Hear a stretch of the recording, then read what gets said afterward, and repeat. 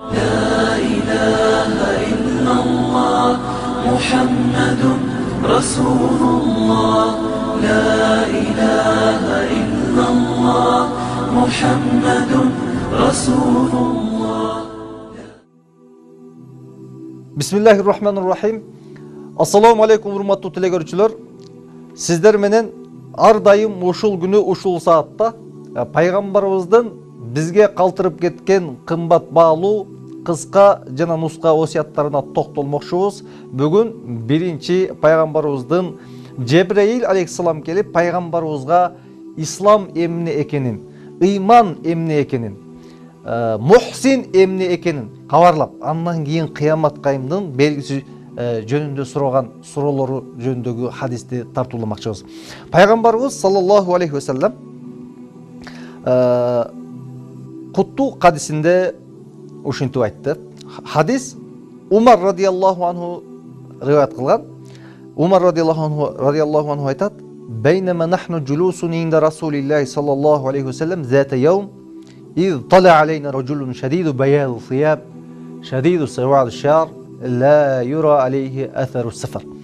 Umar radiyallahu anhu айтат: Күндөрдүн бир күндөрүндө пайгамбарыбыз менен олтурсак, ушундай пайгамбарыбыз менен тегеректенип олтурсак, арабызга чоочун бир адам кирип келди дейт.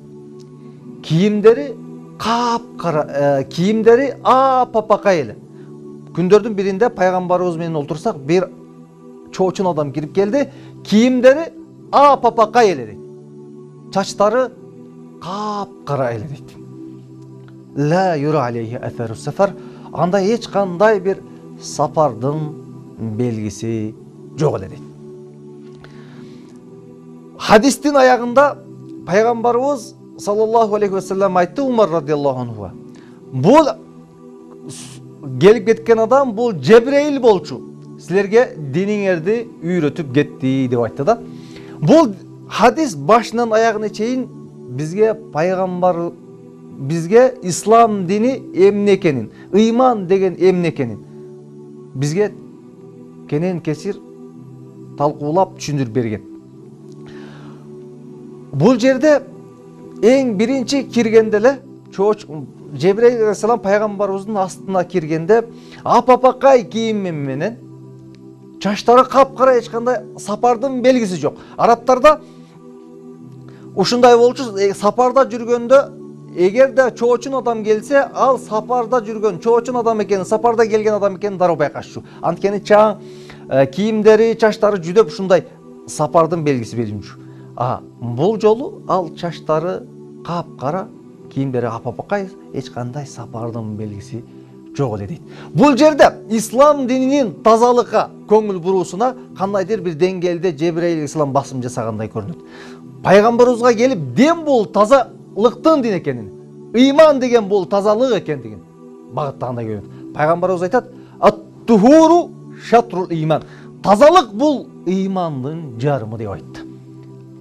Тазалык бул ыймандын жарымы. Тазалык сырткы тазалык жана ички дүйнөнүн тазалыгы. Бул жерде Жебреил алейхиссаламдын келиши, Жебреил алейхиссаламдын келип пайгамбарыбыздын астына келиши таза, үстүндөгү тулку бою, кийими, чачтары капкара болгондугу биз мусулмандардын таза болууга, кийимибиздин таза болуусуна, тулку боюбуздун таза болуусуна багыттагандай тазалык бул ыймандын жарымы дегендей бир сабак бергендей болду. Умар радиаллаху анху айтат: чоочун адам кирип келди. Анан пайгамбарыбыздын астына келип, пайгамбарга тизесин тийгизип, колдоруну өзүнүн санына коюп олтурду дагы: "Ахбирни анил ислам" деди. Ислам деген эмне деги, исламда мага кабар берчи деп сурады. Бул жерде дагы мугалим менен окуучунун адеби кандай болуш керек? Мугалим окуучу менен кандай мамиледе болуш керек? Мугалим окуучу менен кандай мамиледе болуш керек? Окуучу мугалим менен кандай мамиледе болуш керек? Ушул жөнүндө кыска нуска бир тарбиянын жолун үйрөттү. Пайгамбарыбыздын астына келип чөгөлөп олтуруп, тизесине тийгизип олтурду. Андан кийин: "Ахбирни анил ислам." Ислам деген эмне деги? Исламдан мага кабар берчи деп айтты. Адам баласы экинчи бир тарапка осуят айтканда, сабак бергенде эгерде бир денесин тийгизип, башынан сылап, колунан кармап, желкесинен кармап насаат айтса, ошол насааттын таасири күчтүү болот, таасирдүү болот экен. Адам баласынын табияты ушундай экен. Эгерде жаш баланы эркелетсеңиз, жаш баланы жакшы көрсөңүз, башынан кармап, башынан сыласаңыз, ал сиздин айткан сөзүңүзгө кандай бир деңгээлде кунт коет, угат, ошол катуу таасир берет экен. Мугалим менен окуучу дагы ушундай бири-бирине жакын болуш керек. Мугалимдин астында окуучу адептүү болуш керек. Мугалим дагы сабак бергенде ага көңүл буруп, кунт коюп, ага таасир бергенге, анын ой пикирини түздөгөнгө аракет кылган болуш керек. Демек, адамдын баласы кээ бир учурда пайгамбарыбыз сахабалардын желкесине кармап осуят айтчу. Кээ бир учурда колунан кармап осуят айтчу. Демек, адам баласы осуят айтканда, жакшы насаат айтканда толку оюнан кармап, башынан сылап, жаш баланын башынан сылап осуят айтуу, албетте бул ошол балага катуу таасирин бериш жөнүндө дагы кабар бергендей болду. Андан кийин пайгамбарыбыздан монтип сурады: "Ахбирни анил ислам". Ислам деген эмне болду? Пайгамбарыбыз саллаллаху алейхи ва саллям жооп берди: "Ал-ислам ан ташхада ан ла илаха иллаллах ва ан ту'тия зaka ва ту'тия зaka ва тасума рамадан ва тахуджал байта ин истатa'та илейхи сабила". Ислам деген бул ан ташхада ан ла илаха иллаллах ва анна Мухаммадур расулуллах. Ислам деген бул ла илаха иллаллах Мухаммадур расулуллах деп иман келимесин келтиришиң. Алла Таалага ишенишиң, иман келтиришиң, пайгамбар деп ишенишиң. Алладан башка, Кудайдан башка сыйынууга татыктуу зат жок деп ишенишлигиң, бул ислам dedi. Исламдын экинчи түркүгү ва ан ту'тия зaka. Эгер бай болсоң, күчүң жетсе, зекетиңди бер dedi. Ва тасума рамадан. Рамазан айында орозоңду кармооң dedi. Ва тахуджал байта ин истатa'та илейхи сабила. Жана эгерде күчүң жеткен болсо, ажылыкка барып келүүң деп айтты. Ислам ушул 5 негизден үстүнө курулган. Ислам ушул 5 негизги 5 түркүгү бар десек жаңылышпайбыз. Көпчүлүк адамдар исламды сырткы гана түшүнүшүн, сырткы гана көрүнүшүн көрүп, ислам деген бул намаз окуу, ислам деген бул орозо кармоо, ислам деген бул ажылык кармоо деген түшүнүк менен гана түшүнүп калган. Бирок андай эмес. Балким ислам биз айтып аткан сөздөрдүн ичинде андан кене маани жатат. Ислам бул сиз менен бизди адам болуп жашоого, бул дүйнөдө адам баласы адам болуп жашоого үндөдү ислам.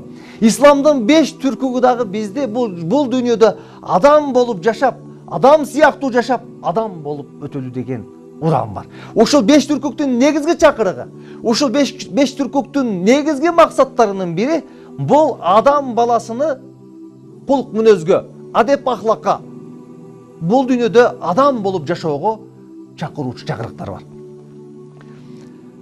Biz ошолордун ар бирине исламдын ар бир түркүнө токтолуп кабар бере кетелик. Пайгамбарыбыз саллаллаху алейхи ва саллям айтат: "Дин деген бул ад-дину муамала". Дин деген бул мамиле дейт. Дин деген бул Алла Таала менен болгон мамиле. Дин деген бул адам өзүнүн нафси менен болгон мамиле. Дин деген бул карапайым эл менен, коомчулук менен болгон мамиле. Дин деген бул жандуу жана жансыздар менен болгон мамиле. Биздин исламдын 5 түркүгү дээрлик баары ушул бизди Алла Таала менен болгон мамилеге, адам менен болгон мамилеге, адам өзү менен болгон мамилеге, коомчулук менен болгон мамилеге, коло коңшу менен болгон мамилеге, жандуу жана жансыздыктар менен болгон мамилеге чакырат. Токтоп көрөлүк. Исламдын эң биринчи түркүгү ан ташхада ан ла илаха иллаллах ва анна Мухаммадур расулуллах. Алла Тааладан башка сыйынууга татыктуу зат жок, анын элчиси Мухаммад деп күбөлүк берүү. Ислам эң биринчи токтолгон нерсе бул ишеним. Алла Таалага ишенүү. Алла Таалага ыйман келтирүү. адам баласы ыймандуу болуу, Алла Тааладан башка сыйынууга татыктуу зат жок деп Алла Таалага гана ибадат кылуу, Алла Таалага гана сыйынуу, арбактан жардам сурабоо, кабырдан жардам сурабоо, жардам бере албай турган заттардын эч киминен жардам сурабай, жалгыз Алла Таалага жалбаруу, жалгыз Алла Таалага кулдук кылуу. Бул исламдын эң биринчи түркүгү анташхаду алла иляха иллаллах ва анна Мухаммад расулуллах деген сөзүбүздүн эң негизги чакырыгы Алла Таала менен болгон мамилени, акыйданы, ишенимди оңдоо. Бул Алла Таала менен болгон мамилеге үндөп атат. Андан кийин исламдын экинчи түркүгү антуқимас-сала, намаз окуштугу. Намаз окуу исламдын эң негизги экинчи түркүгү. Намаз окуу бул жөнөкөй адат эмес, намаз окуу бул жыгылып коюу эмес. Пайгамбарыбыз Алла Таала Кур'ан-ы Керимде айтат: "Акимис-салата, фа иннас-салата танха анил фахшаи вал мункар." Намаз окугун, албетте намаз бузуку иштен, бузуку сөздөн, бузуку иштен, бузуку сөздөн, бузуку ойдон, жаман иштен баарынан тыят деп айтты. Демек, намаздын эң негизги максаттарынын бири адам баласыны жаман иштен тыюу, жаман сөздөн тыюу, жаман ой жүгүртүүдөн тыюу. Эгерде сиз намаз окуп бирок кулк мүнөзүңүз оңолбосо, намаз окуп сиз жаман ишиңизди таштай албасаңыз, намаз окуп ата энеңизди сыйлабасаңыз, намаз окуп арак ичкенди таштабасаңыз, намаз окуп коло коңшуңузду сыйлабасаңыз, намаз окуп сиз жаман сөздөн, жаман иштен, бузук иштен тыйылбасаңыз, демек бул сиздин ыйманыңыз төмөн деген сөз. Демек бул деген сөз сиздин ыйманыңыз, сиздин намазыңыз толук эмес деген сөз. Эгерде сиздин намазыңыз толук болгондо, сизди намазыңыз жаман иштен тыймак. Намазыңыз сизди бузуку сөздөн, бузук иштен тыймак. Акимис-салата фа иннас-салата танха анил фахшаи вал мункар деп айтты пайгамбарыбыз. Намаз окуган, албетте намаз бузуку иштен, бузуку сөздөн, жаман иштен тыят деп айтты. Намаз окуганда биз 5 убак намаз, Алла Таала мени көрүп турат, Алла Таала мени билип турат, Алла Таала менин ички ой жүгүртүүмдү, менин кылып аткан ишимдин баарын билип турат деген сезим болуш керек. 5 убак бою биз Алла Тааланы эстеп, Алла Таала мени ар дайым көрүп турат, Алла Таала ар дайым мени билип турат деген түшүнүк болуш керек. Ошондо биздин намазыбыз бизди жаман иштен, жаман сөздөн, бузук иштен тыят. Бул намаздын исламдын экинчи түркүгү намаз. Исламдын үчүнчү түркүгү анту'тияз-зака. Зекет берүү, акчаң бар, колуң акча зекет бергенге байлыгың жеттиби? Демек өзүм дебей өзгөнү деп жаша. Акчаң барбы? Күчүң жетеби? Демек колунда жокко жардам бер. Жетимге жардам бер, жесирге жардам бер, коло коңшуңа жардам бер, кедей кембагалга жардам бер. Берешен бол, колуң ачык болсун, сараң болбогон. Исламдын үчүнчү түркүгү биз адам баласыны өзүм дей бербестен өзгөнү деп, өзүм дей бербестен кедейдин, кембагалдын, колунда жоктун, жетимдин башын сылаганга буйрду. Демек, исламдын үчүнчү түркүгүнүн негизги максаттарынын бири дагы бул адам баласыны берешен болууга, колу ачык болууга, өзүм дебестен элим деп, журтум деп, колунда жокторго, жетимдерге, жесирлерге, мазлумдарга, кыйналгандарга кам кылып, ошолор жөнүндө ойлонуп, ошолорго жардам берүү жөнүндө ой жүгүртүш керек. Демек, исламдын үчүнчү түркүгү дагы биздин кулк мүнөзүбүздүн оңолушуна, бул дүйнөдө адам болуп өзгөгө жардам берүүгө, коло коңшуга жардам берүүгө, жетимге жардам берүүгө, коло кедей кембагалга жардам берүүгө үндөйт. Демек, ал дагы адам баласыны адам болуп жашоого үндөп жатат. Андан кийин антасума Рамазан, Рамазан айында орозо кармооң деди. Орозо кармоо пайгамбарыбыз саллаллаху алейхи ва саллям айтат. Рамазанда сен орозо кармасаң, кимдир бирөө келип сага жаман сөз айтса, кимдир бирөө сага жаман сени келип сөккөн болсо, ал жиндиге теңелип жинди болбой, фа инни соим, мен орозомун деп айткан деди пайгамбар. Оор басырыктуу болгон, сабырдуу болгон деп айтты. Демек, намаз окуубуз, биздин орозо кармообуз бизди сабырдуу болууга, экинчи тарапты кечире билүүгө, кечиримдүү болууга, сабырдуу болууга үндөп жатат.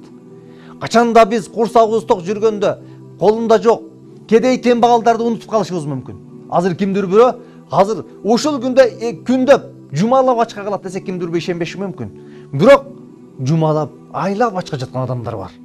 Биз качан курсагыбыз жылдар бою ток, эч качан ачкачылыкты курсагыбыз ачпаганда кедейлердин абалын уnuттук. Качанда Рамазан айында курсагыбыз ачканда, кыйналганда, демек кедейлердин абалы моундай болот турбайбы? Колунда жоктордун абалы моундай болот турбайбы? Аларга жардам бериш керек турбайбы деген түшүнүк пайда болот. Демек Рамазан дагы бизди сабырдуу болууга, кедейдин, кембагалдын абалын түшүнүүгө үндөп жатат. Рамазан айында бир убакта ооз ачабыз. Бир убакта ооз бекитебиз. Бул болсо бизди ынтымактуу болууга, берешен болууга, ынтымак болууга таравих намазын окуйбуз. Күн сайын таравих намазына келебиз. Күн сайын бир убакта ооз ачабыз. Бир убакта ооз бекитебиз. Демек бул бизди ынтымак болууга, биримдүү болууга, бөлүнүп жарылбоого, жамаатка, партияга бөлүнбөстөн баарыбыз бирбиз, баарыбыз бир элбиз, баарыбыз бир журтпуз, баарыбыз мусулманбыз, бир бололу деген ураган болуп атат. Демек Рамазан дагы бизди ынтымак болууга, сабырдуу болууга, беришин болууга, колу ачык болууга, бирөө жаман сөз айтса дагы ага жакшы мамиле кылууга, жаман сөз айтса дагы ага жакшы сөз сүйлөөгө үйрөтүп жатат. Демек динибиздин бул түркүгү дагы бизди эмнеге үндөп жатат? Бизди бул дүйнөдө адам болуп жашоого үндөп жатат. Андан кийинки исламдын андан кийинки түркүгүнө келип токтолсок, "Ва анта худжал бейта ин истатa'та илейхи сабила". Эгерде күчүң жеткен болсо, ажылыкка барып кел деди. Пайгамбарыбыз Алла Таала Кур'ан-ы Керимде айтты. Кимде ким ажыга барган болсо, "Вала жидала, вала фусука, вала жидала фил хадж". Ажыга барганда чектен чыгуу деген нерсе болбойт, урушуу деген нерсе болбойт. Эгерде сен акыйкатта болсоң дагы талашып тартышуу деген нерсе болбойт деп айтты. Демек ажылыкка барганда бир ай бою ошол жерде урушуп талашпоо. Эгерде сиз акыйкатта болсоңуз дагы ошол жерде бир маселени козгоп талашып тартышпастан, ошол нерсени таштап, эгер сабырдуу болуп, эгерде кимдир бирөө жаман сөз айтса дагы, кимдир бирөө бутуңузду дебелесе дагы, сабырдуу болуңуз деп адам баласыны бир ай бою өзүнүн эмнеге тарбиялап жатат, сабырдуу болууга, экинчи тарап түшүнүүгө. Демек биздин исламдын 5-чи түркүгү дагы биз менен сизди ошол ажылык учурунда дагы бир ай бою тарбиялап, кулк мүнөзүбүздү, жүрүм турумубузду, адеп аклагыбызды оңдоп, адам болуп жашоого үндөп жатат. Демек биздин исламдагы 5 түркүктүн негизги максаттарынын бири биздин кулк мүнөзүбүздү, биздин жүрүм турумубузду оңдоо үчүн парз кылынган. Андан дагы себептери көп, андан да максаттары өтө көп. Бирок негизги максаттарынын бири биз адам баласыны адам болуп жашоого үндөгөн. Пайгамбарыбыздын хадисинде ушул хадисти булаган болсок, качанда пайгамбарыбыздан "Ахбирни анил ислам" деп сураганда, ислам эмне дегенде пайгамбарыбыз айтты: "Ал-ислам ан ташхада ан ла илаха иллаллах ва анна Мухаммадар расулуллах ва туқимас-салат ва ту'тияз-зака ва тасума рамадан ва тахуджал бейта ин истатa'та илейхи сабила". Ислам деген бул Алла Тааладан башка сыйыны ва татыклуу зат жок, аны элчиси Мухаммед деп күбөлүк берүү, намаз окууң, орозо кармооң, зекет берүүң, эгер күчүң жетсе, ажылыкка барып келүүң деди. Умар радиаллаху анху айтат, андан кийин сөздү улам. Кал андан кийин олтурсак, пайгамбарыбыз ушинтип айткандан кийин дейт, астына келип суроо берген адам дейт, "Кал садакта, сен туура айттың" деп айтты дейт. Фаажибна лаху ясалуху ва юсаддиқу. Биз таң калдык дейт. Бул киши өзү сурап, кайра өзү берген суроосуна өзү жооп берип жатат дейт. Бул биз үчүн өтө таң калыштуу болду дейт. Демек илимдүү адам, мугалим бир нерсени айткан болсо, ооба туура айтасыз" деп анын Андан да бедарман болуу кандайдыр бир деңгээлде адепсиздикке жатышындагы бул жерде кабарлагандай. Пайгамбар Жебрейил алейхисаламдын сөзүндө эмне деп айтты? Жебрейил алейхисалам кал садакта, туура айтасың деди. Исламдын ооба 5 түркү бар. Туура айтасың деди. Сахабалар айтат: "Фаажибна лаху ясалуху ва юсаддик." Биз таң калдык дейт. Өзү сурап, кайра өзү туура айтасың деп ага өнүн сөзүн тастыктап жатат дейт. Кудай кааласа ушул хадистин уланысын дагы улайбыз кийинки сабакта. Бул хадис узун хадис Жебрейил деп коет. Дээрлик баары исламды башынан аякка чейин кыска нуска үйрөтүп кеткен. Алла Таала сиздер менен биздерди бул дүйнөдө адам болуп жашоого, бул дүйнөдө кулк мүнөздүү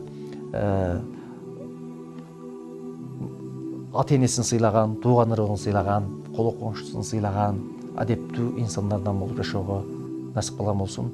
Ассаламу алейкум ва рахматуллахи ва баракатух.